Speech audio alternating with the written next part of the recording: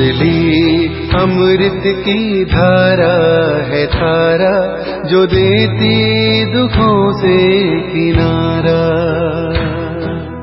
मुरली अमृत की धारा है धारा, जो देती दुखों से किनारा। भूले जीवन में ओम शांति। आज है 5 अगस्त 2021 की साकार मुरली। बाबा के महावाक्य। मीठे बच्चे, बाबा आए हैं तुम्हारी तकदीर जगाने, पावन बनने से ही तकदीर जगेगी। प्रश्न: जिन बच्चों की तकदीर जगी हुई है उनकी निशानी क्या होगी? उत्तर: वे सुख के देवता होंगे, बेहद के बाप से सुख का बरसा लेकर सबको सुख देंगे, कभी भी किसी को दुख नहीं दे सकते। वह है व्यास के बच्चे, सच्चे सच्चे सुखदेव। नंबर 2, वह 5 विकारों का संन्यास कर सच्चे सच्चे राजयोगी राज ऋषि कहलाते हैं। नंबर 3, उनकी अवस्था एक रस रहती है, उन्हें किसी भी बात में रोना नहीं आ सकता। उनके लिए ही कहते हैं मोह जीत। गीत: तकदीर जगाकर आई हूँ। तकदीर जगा कर आई हूँ, तकदीर जगा कर आई हूँ, जगा कर आई हूँ। मैं एक नई दुनिया बसा कर लाई हूँ, दुनिया बसा कर लाई हूँ। ओम शांति। गीत की एक लाइन सुन कर के भी मीठे मीठे बच्चों के रोमांच खड़े हो जाने चाहिए। यह तो कॉमन गीत, परंतु इनका सार और कोई नहीं जानते। बाप ही आकर हर गीत शास्त्र का अर्थ समझाते हैं। मीठे मीठे बच्चे यह भी जानते हैं कि कलयुग में सबकी तकदीर सोई हुई है, सतयुग में तकदीर जगी हुई रहती है। सोई हुई तकदीर को जगाने वाला और मत देने वाला अथवा तकदीर बनाने वाला एक ही बाप है। वहीं बैठ बच्चों की तकदीर जगाते हैं। जैसे बच्चे पैदा होते हैं और तकदीर जग जाती है। बच्चा जन्मा और उनको यह पता चल जाता है कि हम वारिस हैं। हूबहू यह बेहद की बात है। बच्चे जानते हैं कल्प कल्प हमारी तकदीर जगती है और सो जाती है। पावन बनते हैं तो तकदीर जगती है। पावन ग्रस्त आश्रम कहा जाता है। आश्रम अक्षर पवित्र होता है। पवित्र ग्रस्त आश्रम उनके अगेंस्ट फिर है अपवित्र पतित धर्म। आश्रम नहीं कहेंगे। ग्रस्त धर्म तो सबका है ही, जानवरों का भी है। बच्चे तो सब पैदा करते हैं, जानवरों को भी कहेंगे ग्रस्त धर्म में है। अब बच्चे जानते हैं हम स्वर्ग में पवित्र ग्रस्त आश्रम में थे, देवी देवता थे, उन्हों की महिमा भी गाते हैं। सर्वगुण संपन्न तुम खुद भी गाते थे। अभी समझते हो हम मनुष्य से सो देवता फिर से बन रहे हैं। देवी देवताओं का धर्म है। फिर ब्रह्मा विष्णु शंकर को भी देवता कहते हैं। ब्रह्मा देवताय नमः, विष्णु देवताय नमः, शिव के लिए कहेंगे शिव परमात्माय नमः। तो फर्क हुआ ना, शिव और शंकर को एक कह नहीं सकते। पत्थर बुद्धि थे, अब पारस बुद्धि बन रहे हैं। देवताओं को तो पत्थर बुद्धि नहीं कहेंगे। फिर ड्रामा प्लान अनुसार रावण राज्य होने से उन्हों को भी सीढ़ी उतरनी है। पारस बुद्धि से पत्थर बुद्धि बनना है। सबसे बुद्धिमान बनाने वाला तो एक ही बाप है। तुमको पारस बुद्धि बनाते हैं, तुम यहाँ आते हो पारस बुद्धि बनने। पारसनाथ के भी मंदिर हैं, वहाँ मेला लगता है, परंतु यह किसको पता नहीं है पारसनाथ कौन है। वास्तव में पारस बनाने वाला तो बाप ही है। वह है बुद्धिमानों की बुद्धि, यह है तुम बच्चों की बुद्धि के लिए खुराक। बुद्धि कितना पलटती है, जैसे गाया जाता है सी नो इवल। अब बंदरों की तो बात नहीं, मनुष्य ही जैसे बंदर मिसल बन जाते हैं। एप्स की मनुष्य से भेंट की जाती है, इसको कहा ही जाता है कांटों का जंगल। कितना एक दो को दुख देते रहते हैं। अभी तुम बच्चों की बुद्धि को खुराक मिल रही है, बेहद का बाप खुराक दे रहे हैं। यह पढ़ाई है, इसको ज्ञान अमृत भी कहते हैं, कोई जल आदि नहीं। आजकल सब चीज़ों को अमृत कह देते हैं, गंगा जल को भी अमृत कहते हैं। देवताओं के पैर धोकर पीते हैं, पानी रखते हैं, उनको भी अमृत की अंजलि समझते हैं। अंजलि जो लेते हैं उसको ऐसे नहीं कहेंगे कि यह पतितों को पावन बनाने वाला है। गंगा जल के लिए कहते हैं पतित पावनी है, कहते भी हैं मनुष्य मरे तो गंगा जल मुख में हो। दिखाते हैं अर्जुन ने बाण मारा फिर अमृत जल पिलाया। तुम बच्चों ने कोई बाण आदि नहीं चलाए हैं। एक गांव है जहां बाणों से लड़ाई करते हैं, वहाँ के राजा को ईश्वर का अवतार कहते हैं। बाप कहते हैं यह सब भक्ति मार्ग के गुरु हैं। सच्चा सच्चा सतगुरु एक ही है, सर्व की सदगति दाता एक है, जो सबको साथ ले जाते हैं। बाप के सिवाय वापिस कोई ले जा न सके। ब्रह्मा में लीन हो जाने की भी बात नहीं, यह नाटक बना हुआ है, जो चक्कर अनादि फिरता ही रहता है। वर्ल्ड की हिस्ट्री ज्योग्राफी कैसे रिपीट होती है, यह अभी तुम जानते हो। मनुष्य अर्थात आत्माएं अपने बाप रचता को भी नहीं जानती है, जिसको याद भी करते हैं ओ गॉड फादर। हद के बाप को कभी गॉड फादर नहीं कहेंगे। गॉड फादर अक्षर बहुत अदब से कहते हैं, यानी बहुत इज्जत से कहते हैं। इनके लिए ही कहते हैं वह पतित पावन दुख हरता सुख करता है। एक तरफ कहते हैं वह दुख हरता सुख करता है, और फिर कोई दुख होता है, बच्चा आदि मर जाता है, तो कह देते ईश्वर ही सुख दुख देता है, ईश्वर ने हमारा बच्चा ले लिया। यह क्या किया? ईश्वर को फिर गालियाँ देते हैं, कहते भी हैं ईश्वर ने बच्चा दिया है। फिर अगर उसने वापस ले लिया तो तुम रोते क्यों हो? ईश्वर के पास ज्ञाना। सतयुग में कब कोई रोते नहीं हैं। बाप समझाते हैं रोने की तो कोई दरकार नहीं, आत्मा को अपने हिसाब किताब अनुसार जाकर पाठ बजाना है। ज्ञान न होने के कारण मनुष्य कितना रोते हैं, जैसे पागल हो जाते हैं। यहाँ तो बाप समझाते हैं अम्मा मरे तो भी हलवा खाना, बाप मरे तो भी हलवा खाना, नष्टो मोहा होना है। हमारा तो एक ही बेहद का बाप है, दूसरा ना कोई। ऐसी अवस्था बच्चों की होनी चाहिए।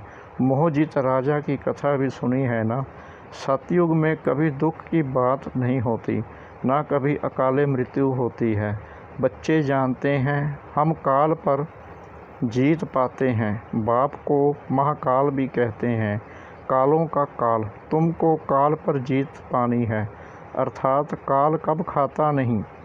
काल न आत्मा को न शरीर को खा सकता। आत्मा एक शरीर छोड़ दूसरा लेती है, उसको कहते हैं काल खा गया। बाकी काल कोई चीज़ नहीं है। मनुष्य महिमा गाते रहते हैं, समझते कुछ नहीं। अच्युतम केशवम बाप समझाते हैं यह 5 विकार तुम्हारी बुद्धि को कितना खराब कर देते हैं। इस समय कोई भी बाप को नहीं जानते हैं, इसलिए इनको आर्फन की दुनिया कहा जाता है। कितना आपस में लड़ते झगड़ते हैं। यह सारी दुनिया बाबा का घर है ना। बाप सारी दुनिया के बच्चों को पतित से पावन बनाते हैं। आधा कल्प बरोबर पावन दुनिया थी ना। गाते भी हैं राम राजा राम प्रजा, वहाँ फिर अधर्म की बात हो कैसे सकती। कहते भी हैं वहाँ शेर बकरी इकट्ठे जल पीते हैं, फिर वहाँ रावण आदि कहाँ से आए समझते नहीं। बाहर वाले तो ऐसी बातें सुनकर हंसते हैं, बाप आकर ज्ञान देते हैं यह पतित दुनिया है ना। अब प्रेरणा से पतितों को पावन बनाएंगे क्या। बुलाते हैं पतित पावन आओ, तो ज़रूर भारत में ही आया था। अब भी कहते हैं मैं ज्ञान का सागर आया हूँ, मैं आप समान मास्टर ज्ञान सागर बनाने। बाप को ही सच्चा सच्चा व्यास कहेंगे, तो यह व्यास देव और तुम उनके बच्चे सुखदेव। तुम अभी सुख के देवता बनते हो, सुख का बरसा ले रहे हो। व्यास शिवाचार्य से व्यास के बच्चे तुम हो, परंतु मनुष्य मुझ ना जाए इसलिए कहा जाता है शिव के बच्चे। उनका असल नाम है शिव। आत्मा को जाना जाता है, परमात्मा को भी जाना जाता है। वहीं आकर पतित से पावन बनने का रास्ता बताते हैं। कहते हैं मैं तुम आत्माओं का बाप हूँ, कहते हैं अंगूठे मिसल है। इतना बड़ा तो यहाँ ठहर भी ना सके, वह तो बहुत सूक्ष्म है। डॉक्टर लोग भी माथा मारते हैं आत्मा को देखने के लिए, परंतु देख नहीं सकते। आत्मा को रियलाइज़ किया जाता है। बाप पूछते हैं अब तुमने आत्मा को रियलाइज़ किया। इतनी छोटी सी आत्मा में अविनाशी पाठ नोंदा हुआ है, जैसे एक रिकॉर्ड है। पहले तुम देह अभिमानी थे, अभी देह अभिमानी बने हो। तुम जानते हो हमारी आत्मा 84 जन्म कैसे लेती रहती है, उनका एंड नहीं होता। कोई पूछते हैं यह ड्रामा कब से शुरू हुआ, परंतु यह तो अनादि है, यह कभी विनाश नहीं होता। इनको कहा जाता है बना बनाया अविनाशी वर्ल्ड ड्रामा। वर्ल्ड को भी तुम जानते हो, जैसे अनपढ़ बच्चों को पढ़ाई दी जाती है, ऐसे बाप तुम बच्चों को पढ़ा रहे हैं। आत्मा ही शरीर द्वारा पढ़ती है। यह है पत्थर बुद्धि के लिए फूड, बुद्धि को समझ मिलती है। तुम बच्चों के लिए ही बाबा ने चित्र बनवाए हैं, बहुत सहज। त्रिमूर्ति ब्रह्मा विष्णु शंकर। अब ब्रह्मा को त्रिमूर्ति क्यों कहते हैं। देव देव महादेव एक दो के ऊपर रखते हैं, अर्थ कुछ भी नहीं जानते। अब ब्रह्मा कैसे हो सकता, जबकि ब्रह्मा को प्रजापिता कहा जाता है, तो सूक्ष्म वतन में वह देवता कैसे हो सकता। प्रजापिता ब्रह्मा तो यहाँ होना चाहिए। यह बातें कोई भी शास्त्र में है नहीं। बाप कहते हैं मैं इस शरीर में प्रवेश कर इन द्वारा तुमको समझाता हूँ, इनको अपना रथ बनाता हूँ। इनके बहुत जन्म के अंत में मैं आता हूँ। यह भी 5 विकारों का संन्यास करते हैं। संन्यास करने वाले को योगी ऋषि कहा जाता है। अभी तुम राज ऋषि हो, तुम प्रतिज्ञा करते हो। वह सन्यासी लोग तो घर बार छोड़ चले जाते हैं। यहाँ तो स्त्री पुरुष इकट्ठे रहते हैं, कहते हैं हम विकार में कभी नहीं जाएंगे। मूल बात है ही विकार की। तुम जानते हो शिव बाबा रचयिता है, वह नई रचना रचते हैं। वह बीज रूप सतचित आनंद का सागर, ज्ञान का सागर है। स्थापना पालना विनाश कैसे करते हैं यह बाप ही जानते हैं। इन बातों को मनुष्य तो जानते नहीं। तुम बच्चे अभी इन सब बातों को जानते हो, इसलिए सबको समझा सकते हो। अच्छा, मीठे मीठे सिखिलादे बच्चों प्रति माता पिता बाप दादा का याद प्यार और गुड मॉर्निंग। रूहानी बाप की रूहानी बच्चों को नमस्ते। हम रूहानी बच्चों की रूहानी बाप दादा को श्रद्धा भरी प्रेम भरी नमस्ते। शुक्रिया बाबा, शुक्रिया बाबा, शुक्रिया बाबा इस मीठी मुरली के लिए। धारणा के लिए मुख्य सार। नंबर 1, हर एक आत्मा का हिसाब किताब अपना अपना है, इसलिए कोई शरीर छोड़ते हैं तो रोना नहीं है, पूरा नष्टो मोहा बनना है। बुद्धि में रहे हमारा तो एक बेहद का बाप, दूसरा न कोई। नंबर 2, 5 विकार जो बुद्धि को खराब करते हैं उनका त्याग करना है। सुख का देवता बन सबको सुख देना है, किसी भी को दुख नहीं देना है। वरदान, रहम की दृष्टि द्वारा घृणा दृष्टि को समाप्त करने वाले नॉलेजफुल भाव। रहम की दृष्टि द्वारा घृणा दृष्टि को समाप्त करने वाले नॉलेजफुल भाव। जो बच्चे 1-2 के संस्कारों को जानकर संस्कार परिवर्तन की लगन में रहते हैं, कभी यह नहीं सोचते कि यह तो है ही, ऐसे उन्हें कहेंगे नॉलेजफुल। वे स्वयं को देखते और निर्विघ्न रहते हैं। उनके संस्कार बाप के समान रहम दिल के होते हैं। रहम की दृष्टि घृणा दृष्टि को समाप्त कर देती है।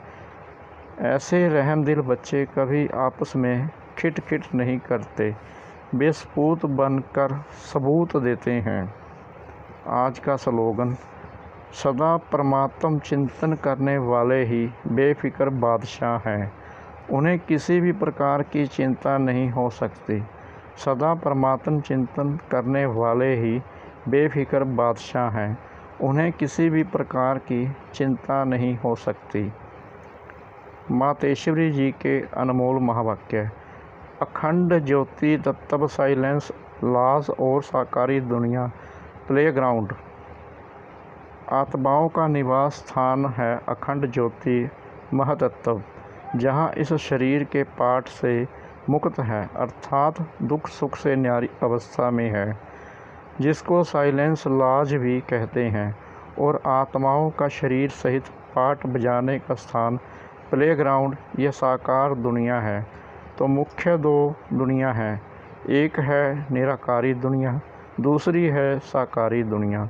दुनिया वाले तो सिर्फ कहने मात्र कहते हैं कि परमात्मा रचता पालन करता है, संहार करता है, खिलाता है, मारता जलवाता भी वही है, तो दुख सुख देने वाला भी वही है।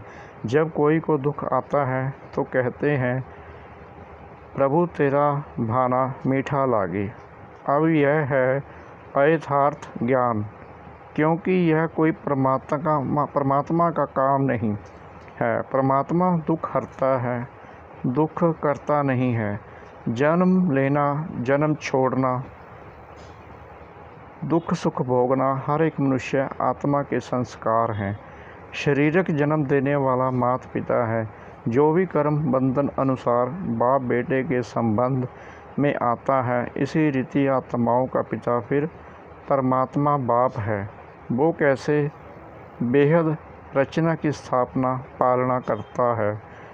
कैसे? वो अपने 3 रूप ब्रह्मा विष्णु शंकर का रचयिता है। फिर इन आकारी रूपों द्वारा देवी सृष्टि की स्थापना, आसुरी दुनिया का विनाश और फिर देवी दुनिया की पालना करवाता है। परमात्मा के यह 3 काम बेहद के हैं। बाकी यह दुख सुख जन्म मरण कर्मों अनुसार होता है। परमात्मा तो है ही सुखदाता, वो कोई अपने बच्चों को दुख नहीं देता। अच्छा, ओम शांति।